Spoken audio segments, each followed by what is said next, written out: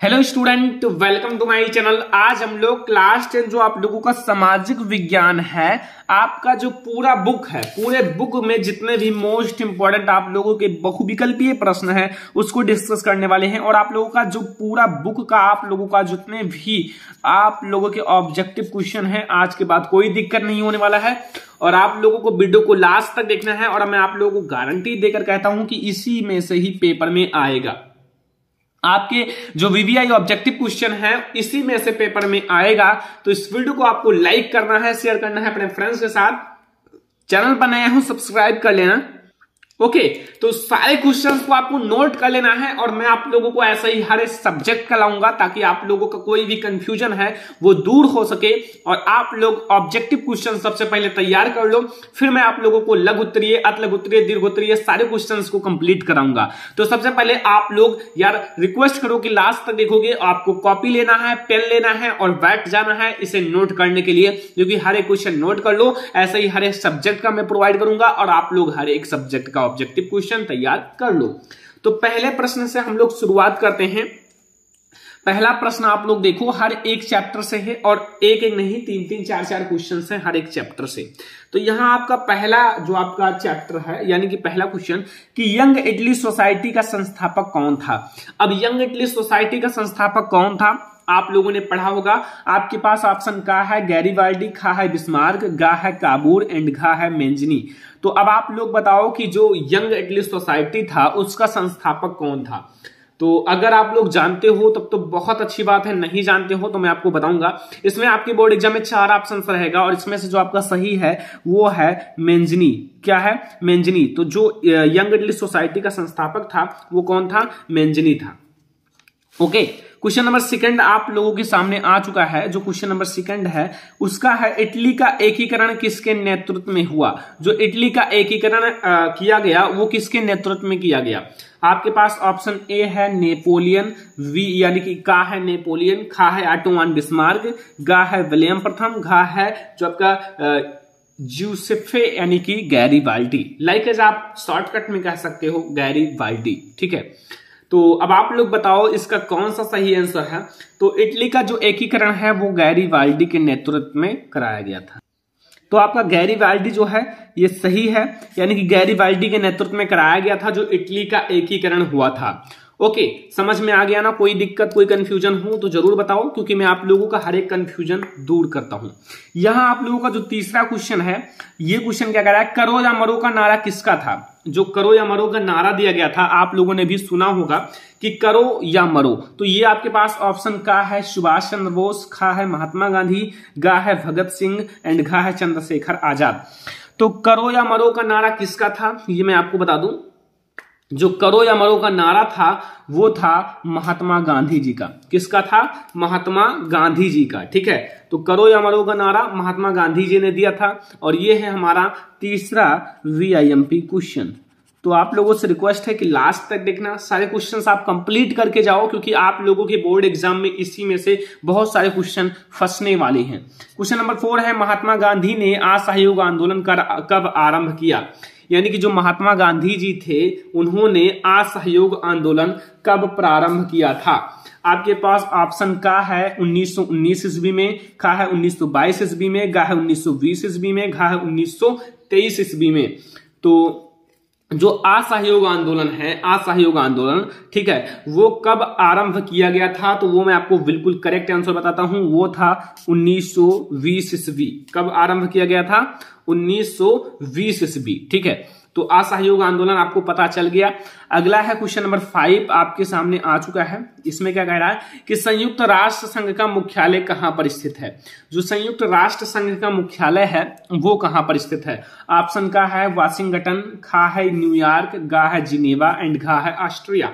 तो अब आप लोग बताओ कि जो संयुक्त राष्ट्र संघ का मुख्यालय है वो कहां पर स्थित है। और आपके पास 4 ऑप्शंस हैं और आप लोगों को पता है तो अच्छी बात है। वैसे मैं आपको बता दूं इसका सही आंसर होगा न्यूयॉर्क, जो न्यूयॉर्क होता है। ठीक है, तो संयुक्त राष्ट्र संघ का मुख्यालय कहां स्थित है वो है न्यूयॉर्क में। तो यहां इस पेज में हम लोगों ने 5 इंपॉर्टेंट क्वेश्चन समझ लिया है। अब हम लोग चलेंगे अगले पेज में। क्वेश्चन नंबर 6 आपके सामने आ चुका है और क्वेश्चन नंबर 6 आप ऊपर देखो ध्यान से, यहां कि अफ्रीका में किस बीमारी के प्रसार से अधिकांश जानवरों की मृत्यु हो गई। यानी कि अफ्रीका में एक ऐसी बीमारी चली थी जिसमें मतलब बहुत सारे जानवरों की मृत्यु हो गई थी। और आपके पास ऑप्शन का है प्लेग, खा है रीडर पेस्ट, गा है मलेरिया एंड घा है एनिमल फीवर। अब जो बच्चे नहीं जानते हैं, जो तुक्का लगाते हैं, वो तो भैया इसी पर मारेंगे, क्योंकि सोचेंगे यार एनिमल मतलब एनिमल और एनिमल मतलब जानवर, यानी कि एनिमल फीवर सही है। लेकिन भाई ये तो बिल्कुल गलत है, एनिमल फीवर नहीं सही है। और अब आप लोग बताओ कौन सा सही है। यहां आपका जो करेक्ट है वो है रीडर पेस्ट। क्या सही है? Reader paste. तो अफ्रीका में अधिकांश 90% जानवरों की मृत्यु हो गई थी। जो आपका बीमारी चला था वो है रीडर पेस्ट। तो याद रखना, काफी ज्यादा इंपॉर्टेंट क्वेश्चन है। ठीक है, अगला क्वेश्चन आपके सामने आ चुका है, क्वेश्चन नंबर 7 कि पंजाब में भूमि निम्नीकरण का मुख्य कारण क्या है। भूमि निम्नीकरण का मुख्य कारण पंजाब में, आप जानते हो कि भारत में बहुत सारे स्टेट हैं, ठीक है, लेकिन आपको यहाँ पंजाब की मेन बात की गई है। अब पंजाब वाले तो जानते ही होंगे, लेकिन यहाँ आपके पास ऑप्शन का है गहन खेती, खा है अधिक सिंचाई, गा है अति पशुचारण एंड घा है वन उन्मूलन। सभी से होता है जो भूमि निम्नीकरण, लेकिन सबसे ज्यादा जो पंजाब में हुआ है अभी तक का रिकॉर्ड, तो वो है अधिक सिंचाई के कारण भूमि निम्नीकरण। जो पंजाब में बहुत ज्यादा सिंचाई के कारण भूमि निम्नीकरण ज्यादा होता है। ठीक है, ये सारे गलत हैं। ओके, अगला क्वेश्चन है कपास की खेती के लिए कौन सी मृदा उपयुक्त है। देखो, कपास की खेती के लिए कौन सी मृदा उपयुक्त है बहुत बार मैंने पढ़ाया है और फिर से बताऊंगा, कोई दिक्कत है नहीं। तो कपास की खेती के लिए जो आपका मृदा है वो सबसे ज्यादा उपयुक्त माना जाता है। आपके पास ऑप्शन का है काली मृदा, खा है जलोढ़ मृदा, गा है लाल मृदा एंड घा है वन मृदा। तो 4 ऑप्शंस हैं और ये सारी मृदाएं आप जानते भी होंगे, मैंने पढ़ाया भी है। लेकिन अगर कपास की खेती की बात की जाए तो कपास की खेती के लिए सबसे उपयुक्त मृदा है काली मृदा। कौन सी है? काली मृदा। ओके, तो काली मृदा आपका करेक्ट आंसर हो जाएगा और आप लोगों को भी समझ में आ गया होगा कौन सा सही आंसर है। यहां क्वेश्चन नंबर 9 आपसे क्या कह रहा है कि टाइगर प्रोजेक्ट किस वर्ष आरंभ किया गया। जो टाइगर प्रोजेक्ट है वो किस वर्ष आरंभ किया गया। ऑप्शन का है 1973 ईस्वी, खा है 1975 ईस्वी एंड गा है 1980 ईस्वी एंड घा है 1989 ईस्वी। तो अब आप लोग बताओ टाइगर जो प्रोजेक्ट है किस वर्ष आरंभ किया गया था। और 4 ऑप्शंस हैं जो कि एक समान हमें तो दिख रहे हैं भैया, 1900 चारों 1900 हैं। लेकिन अगर आपको करेक्ट नहीं पता तो आप जल्दी नहीं लगा पाओगे, तुक्का लगाने से कुछ नहीं होगा। आप लोग यार ध्यान से पढ़ लो, 1973 ईस्वी में किया गया था टाइगर प्रोजेक्ट का आरंभ, 1973 ईस्वी में। ओके, तो आप तुक्का ना लगाओ, आप ध्यान से पढ़ लो।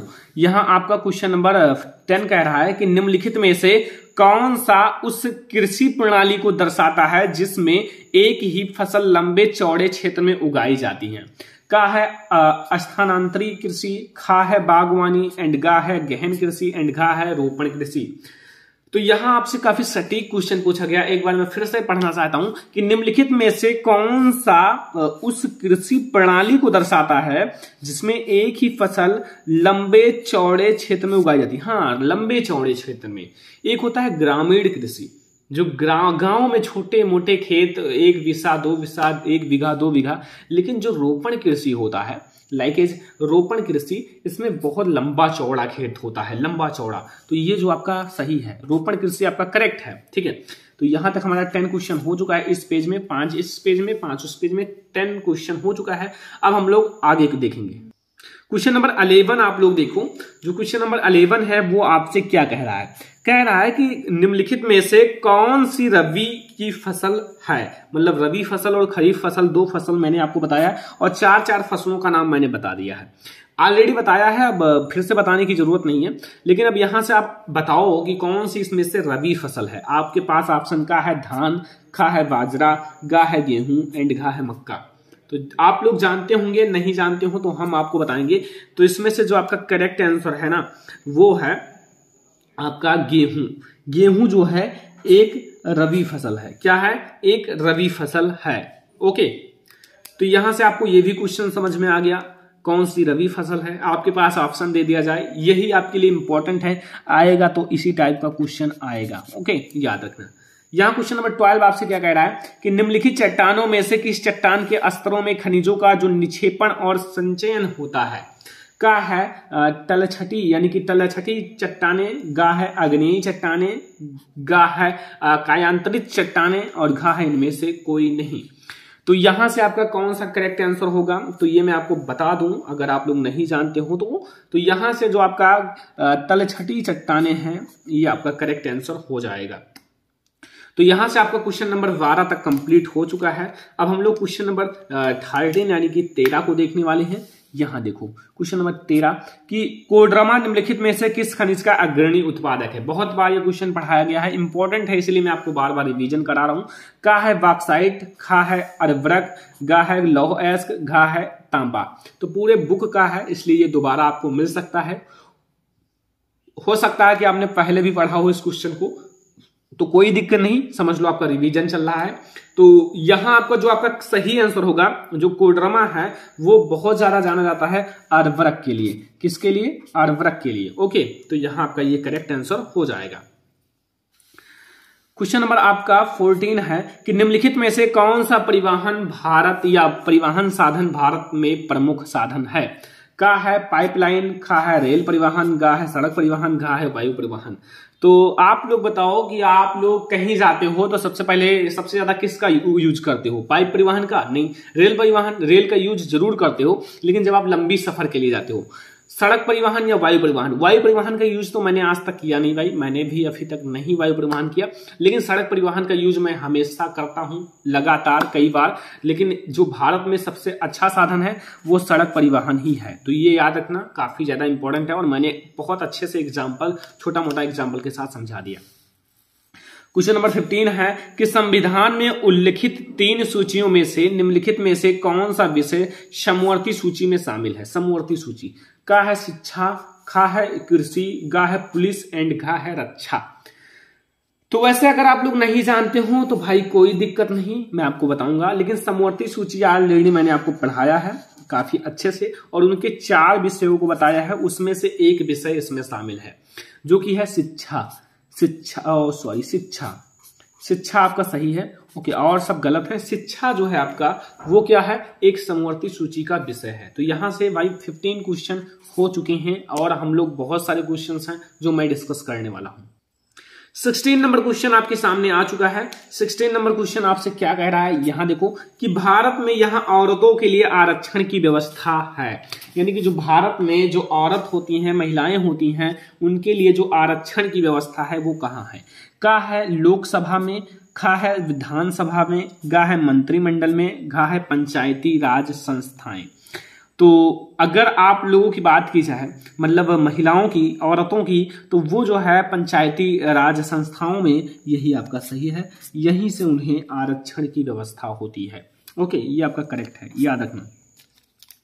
क्वेश्चन नंबर 17 है कि नेपाल में लोकतंत्र की स्थापना हुई। जो नेपाल है, नेपाल की में लोकतंत्र की स्थापना कब हुई है। 2005 ईस्वी में, का ऑप्शन है 2005 ईस्वी में, खा है 2006 ईस्वी में, गा है 2008 ईस्वी में एंड घा है 2015 ईस्वी में।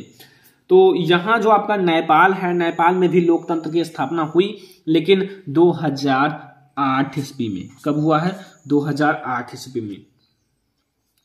आपका 18 नंबर क्वेश्चन है मानवाधिकार दिवस कब मनाया जाता है। जो मानव अधिकार दिवस है वो कब मनाया जाता है। अब आप लोग जानते होंगे मानव अधिकार दिवस कब मनाया जाता है।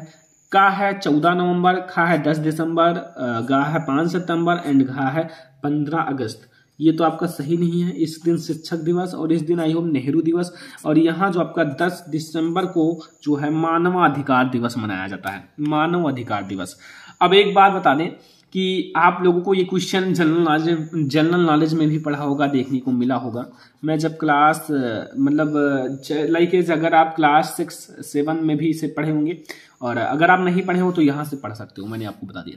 क्वेश्चन नंबर 19 है निम्नलिखित में से किसे औसत आय भी कहा जाता है।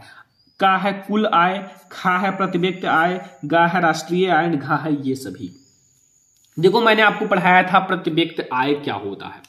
प्रति व्यक्ति आय में मैंने यही बताया था कि जो देश की कुल आय है, अगर हम देश की कुल जनसंख्या से भाग दे देंगे तो हमें प्रति व्यक्ति आय मिल जाएगा, और उसी प्रति व्यक्ति आय को हम लोग औसत आय भी कहते हैं। लाइक मैंने पढ़ाया है, तो प्रति व्यक्ति आय को औसत आय भी कहा जाता है, चाहे औसत आय को प्रति व्यक्ति आय भी कहा जाता है। ये याद रखना काफी इंपॉर्टेंट है, ठीक है। क्वेश्चन नंबर 20 है कि निम्नलिखित में से किस राज्य की प्रति व्यक्ति आय सर्वाधिक है? का है हरियाणा, खा है बिहार, गा है राजस्थान, घा है मेघालय। तो यहां सबसे ज्यादा जो प्रति व्यक्ति आय है वो आपके पास 4 ऑप्शन आ चुके हैं और किसका है वो तो आप लोगों को पता ही होगा, वो है बच्चा वार्टी हरियाणा का, ठीक है। तो यहां से 20 मैंने IMP क्वेश्चन डिस्कस कर लिया। अभी हमारे पास और भी क्वेश्चन हैं। 21 नंबर क्वेश्चन आप देखो कि कौन सा क्षेत्रक सबसे अधिक रोजगार देता है। देखो आप लोगों ने पढ़ा होगा प्राथमिक क्षेत्रक, द्वितीय क्षेत्रक, तृतीय क्षेत्रक, लेकिन इन सब में रोजगार होते हैं, रोजगार। लेकिन अगर यहां पूछा जाए कि आपका कौन सा क्षेत्रक सबसे अधिक रोजगार देता है, का प्राथमिक क्षेत्रक, खा है द्वितीय क्षेत्रक, गा है तृतीय क्षेत्रक, घा है इनमें से कोई नहीं, तो आप किसे बताओगे? आपको पता है? नहीं पता होगा क्योंकि आप लोग ये काफी पीछे चैप्टर है, लेकिन आप लोग पढ़े होंगे क्योंकि बोर्ड एग्जाम भी नजदीक है और मैंने कहा है इंपॉर्टेंट क्वेश्चन पर बहुत ज्यादा ध्यान दो। तो यहां से आपका जो बहुत ज्यादा सही है, मतलब एकदम सही है, वो है प्राथमिक क्षेत्रक में सबसे ज्यादा आपको रोजगार दिया जाता है, ठीक है। द्वितीय क्षेत्रक में भी दिया जाता है, ठीक है। तृतीय क्षेत्रक में इन दोनों को मिलाकर दिया जाता है, उसमें केवल सेवाएं हैं तृतीयक में। अगला देखो यहां क्या कह रहा है, अगला क्वेश्चन आप लोग ध्यान से समझ लो। लिखा हुआ है निम्नलिखित में से उत्पादन का साधन है, लाइक उत्पादन, जैसे उत्पादन आपको करना है तो उसका एक बढ़िया साधन क्या है? का है पूंजी, खा है लाभ, गा है सेवाएं, घा है कर। तो आप लोग बताओ कि निम्नलिखित में से कौन सा उत्पादन का साधन है। देखो अगर आपके पास लाभ कैसे होगा जब तक आप पूंजी नहीं लगाओगे, तो पूंजी जो है एक बहुत बढ़िया उत्पादन का साधन है। अगर आपके पास पूंजी है, ओके, तो ये आपका पूंजी आपका करेक्ट आंसर हो जाएगा। पूंजी आपके पास होना चाहिए तभी उत्पादन होगा। अगला क्वेश्चन आपके सामने आ चुका है। अगला क्वेश्चन देखो, क्वेश्चन नंबर 23 कि वैश्वीकरण के जीवन स्तर के सुधार में सहायता पहुंचाई है। का है सभी लोगों के लिए, खा है विकसित देश के लोगों के लिए, नहीं, हाँ, विकसित देश के लोगों के लिए और विकसित देश के लोग, देखो दोनों एक जैसे हैं क्या? यहां आप कर दो विकासशील, कोई दिक्कत नहीं, मैं आपको लिखकर बता देता हूं। विकासशील देश के श्रमिक, ठीक है, ऐसा लिख दो। तो वैसे तो आपका करेक्ट आंसर यही मिल जाता है कि आपका जो विकसित देश के लोगों के लिए आपका करेक्ट है, विकसित देश के लोगों के लिए, तो इसीलिए कोई दिक्कत है नहीं। और यहां मैंने लिख दिया है विकासशील देश के श्रमिक, ठीक है, समझ में आया? का आप क्या है सभी लोगों के लिए, खा है विकासशील जो आपका विकसित देश के लोगों के लिए, एंड गा है विकासशील देश के श्रमिक, एंड घा है उपयुक्त सभी। तो मैंने आपको बता दिया कौन सा सही होगा। यहां आपका अगला क्वेश्चन आ गया कि जो आपका 24 नंबर क्वेश्चन है, विश्व व्यापार संगठन की स्थापना कहां हुई थी। तो विश्व व्यापार संगठन की स्थापना का है न्यूयॉर्क में, खा है वाशिंगटन, गा है जिनेवा, एंड घा है ऑस्ट्रेलिया। तो आप याद रखना जो विश्व व्यापार संगठन है इसकी स्थापना जिनेवा में हुई थी, जिनेवा में हुई थी। ओके, अब आपका 25 यानी कि लास्ट है, आपका लास्ट IMP क्वेश्चन, ठीक है, लास्ट है कि उपभोक्ता में भारत में उपभोक्ता संरक्षण अधिनियम कब पारित किया गया। का है 1982 ईस्वी, खा है 1984 ईस्वी, गा है 1985 ईस्वी, घा है 1986 ईस्वी। तो मैं आपको करेक्ट आंसर बता देता हूं, याद रखना 1986 ईस्वी में। तो यहां से मैंने आपको 25 यानी कि 25 VIMP क्वेश्चन डिस्कस कर लिया है। और अगर आप ये 25 याद करके जाते हो तो आई होप कि ऑब्जेक्टिव में आपको कोई दिक्कत नहीं होने वाला है और इससे ज्यादा आपसे पूछेगा भी नहीं। तो यहां से आप लोगों के साथ मैंने बहुत सारे ऑब्जेक्टिव क्वेश्चन डिस्कस कर लिया। तो इस वीडियो को आपको ज्यादा से ज्यादा लाइक करना है, ज्यादा से ज्यादा शेयर करना है अपने फ्रेंड्स के साथ। देखो अगर आपको और भी सब्जेक्ट का ऑब्जेक्टिव क्वेश्चन चाहिए तो छोटा सा आप कमेंट कर देना, थोड़ा मेहनत करके, ठीक है। और इस वीडियो को लाइक कर देना और एक रिक्वेस्ट है कि वीडियो में जितने भी क्वेश्चन बताए गए हैं उन्हें नोट कर लेना, ठीक है। और फिर आप लोग इस वीडियो को शेयर भी कर देना अपने फ्रेंड्स के साथ। चलो फिर मिलते हैं किसी नेक्स्ट वीडियो में। चैनल को सब्सक्राइब कर लेना। Thank you.